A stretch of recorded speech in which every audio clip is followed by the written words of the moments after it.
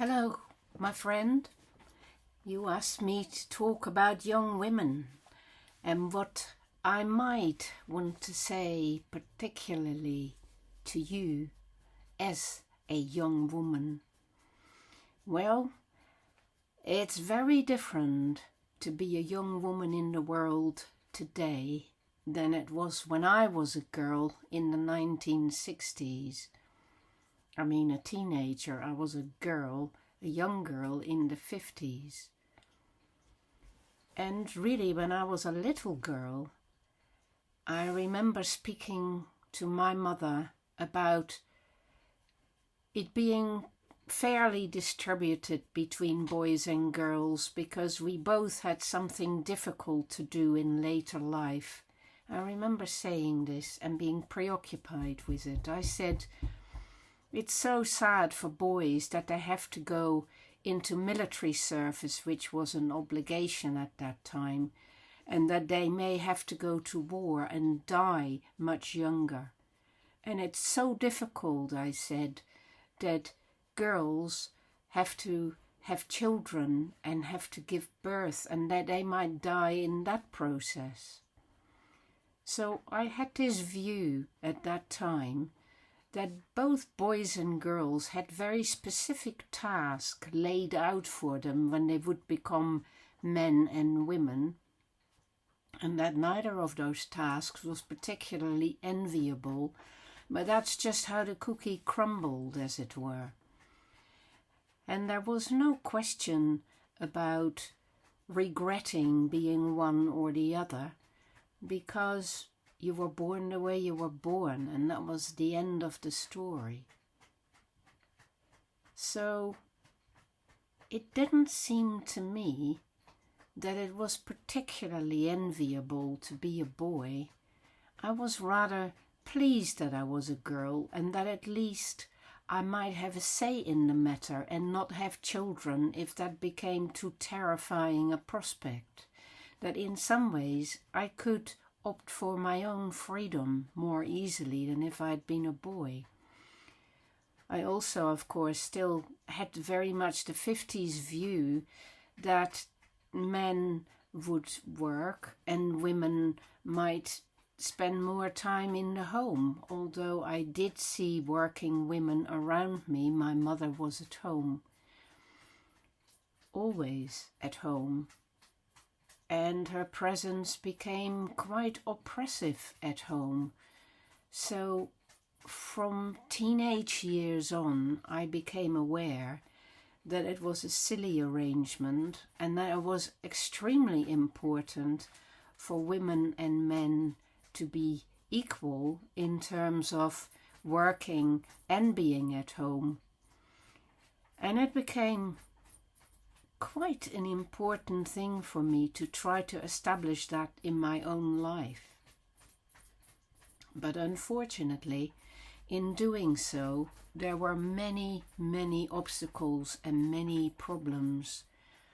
So men were not keen in the 70s to give up their privileges and to help out with housework. And they were not too keen to see women as equal to them in the workplace. It was still a real battle. In the 80s, that changed for me because I then became the main breadwinner in my second marriage. And even though I had children, I also went to work. And as I said, looked after the family financially, with my ex-husband looking after the children. And that was a recipe for disaster in so many ways, because he was basically doing his studies and doing a lot of the things that he wanted to do, and I felt very hard done by, and like my life had become one of slavery. I was really not in an easy position. I was self-employed and had to work extremely hard, couldn't take time off even after giving birth. I had to work extremely hard and commute every day from southeast London to central London, which was often an hour and a half. It was totally exhausting, especially when I still breastfeeding children. So I lived a life of total slavery for 20 years, trying to do absolutely everything, be a wonderful worker, somebody who was writing books, somebody who was setting up new colleges, somebody who was working with the professional bodies, and at the same time being still the major parent to my children, which was too hard a call. And guess what gave? My looking after myself was very poor, and I did very few things to please myself. I missed out on large amounts of sleep, breastfeeding at night, for instance, instead of in the daytime. It was not a thought-through way of leading one's life as a woman. But I did it, and I am proud that I achieved that, and that my children are quite well balanced and strong human beings, and that I have no regrets about any of it, but I can see that it wasn't the right way, and that society needs to change a great deal more so that women work more together to jointly raise the children, because children do very well with women looking after them, that the elderly should be involved more in childcare, that more men should be involved in childcare. So there should be 3 sort of communal resources for the childcare, which is just not being foregrounded enough. And it seems to me that young women today are in a wonderful position where they can really take charge of these societal changes. They can really have a new vision of how things need to change further, not so much in order to get equality, but in order to get a good deal for children and for society in general. So I think that is exciting. I think it's exciting to think that women and men can work together more on those kinds of projects, and it doesn't have to be a fight between different groups. It can be about humanity reconsidering how everybody fits best into the world and how each of us can make the best contribution to raise happy, well-balanced children without exhausting one part of the population. I actually think that should be a priority. I also think that it is important to remember that there are important biological differences between men and women, and that as a woman, your hormonal system and the way you are equipped, you are definitely a nurturing and a sensitive, caring person more easily than if you are a man and you do not have that equipment and you do not have that hormonal setup. So these differences should be not just respected, but appreciated.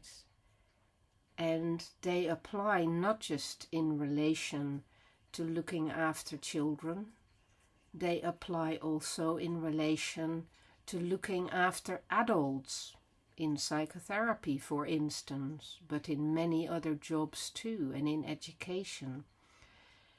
I know there have been lots of controversies about these things, and women have wanted to prove that they're equal, but actually women have never allowed themselves to fully embrace how they would like the world to be and to make things more female rather than to make them more male all the time and to prove that we can work with that. It's great that women can live in a male world and prove themselves and do as well as men. I think we've proven that abundantly.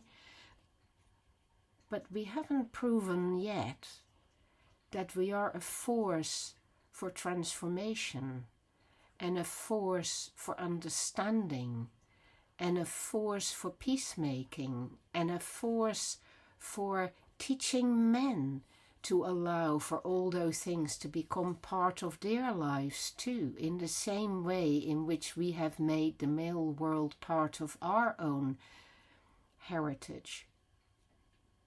I think because not every woman is the same and not every man is the same, these kinds of qualities deserve a much wider distribution. The male qualities are not necessarily the ones all men want either. And the female qualities are not all women want either. It's not about separating men and women, but it is definitely about liberating the female abilities that have never yet found their depth in the world. There are many women who have tried to do that, but not enough of them. And it hasn't become a real movement for transformation of how human beings live together in the world. And I do think that transformation has to be initiated by women who understand this and by the men who feel these things deeply as well and who are prepared to work in that direction too. I think, my friend, this is an emergency. This is urgent. This transformation is long overdue. And by not drawing on those female qualities to the best of our abilities, we are depriving the world of a better future. Because it is when we allow all of the human faculties and the human abilities to work in tandem, to work together, to work in unison, to work in a communal way, and not just be reserved for the home, that life will become greatly enhanced and that all of us will benefit greatly. This is why I have never tried to be like a man, and I have never tried to not be like a woman. I have never put my energies behind feminism, but I've always championed both men and women equally. But I do feel that female ways of doing things have a great deal more to contribute than they ever have, and I have always shamelessly contributed as a woman.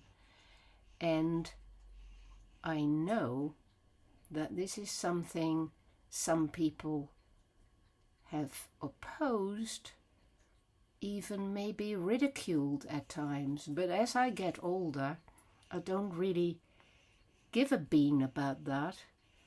I'm just totally aware that this maternal and grand maternal capacity is very lacking in the world out there, and that there's a great need for it. But that capacity starts when you're grown up, when you're 18, when you become a young woman. And that capacity is something you can honor and you can cultivate instead of try to hide or to try to pretend is not important. It is hugely important. It is hugely important to dare say it. We can caretake the planet, the earth, and the creatures on it. And we can take new initiatives to make that central rather than make it secondary or seen as something less important than profit-making, competition, success, and dominance and domineering. Cooperative working together is going to be key to the future of humanity. Young women, you've got a huge role to play in that future. I wish you every confidence in that and every trust in yourselves and every courage to push that forward in a cooperative, gentle, caring and kind way. I hope this helps a little bit, my friend.